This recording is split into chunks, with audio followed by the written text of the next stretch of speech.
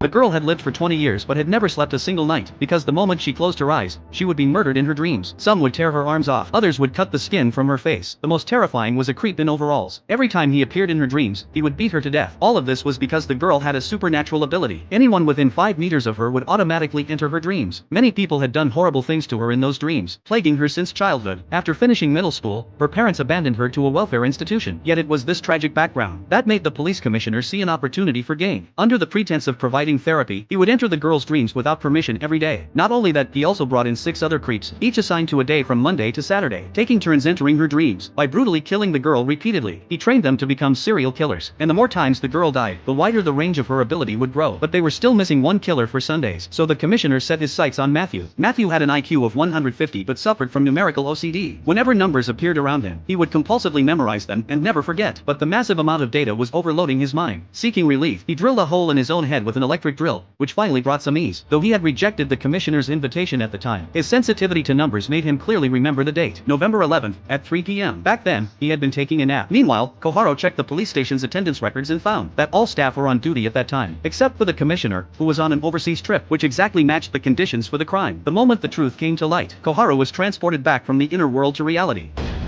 小春ちゃん、大丈夫？大丈夫です。それより、ジョン・ウォーカーの正体、わかりました。Upon learning that the one training the serial killers was their respected commissioner, the team leader was stunned but immediately ordered his arrest. But just then, the power in the police station suddenly cut off. It turned out the commissioner had realized his identity was exposed and activated his plan ahead of time. He opened a containment unit hidden beneath the station. Inside was the girl, Kiru. After years of conditioning, the range of her ability now covered the entire building, and she could forcibly plunge people into unconsciousness, dragging them into her dreams. Because the people previously sent into her dreams were all murderers, the dream world had become extremely dangerous. If they died there, they could end up in a vegetative state in reality. The police station descended into chaos. Seizing the confusion, the commissioner made his way to Koharu and the others, then raised his gun and took down Sakuma, the biggest threat to him. But what no one expected was what he did next. He turned the gun on himself.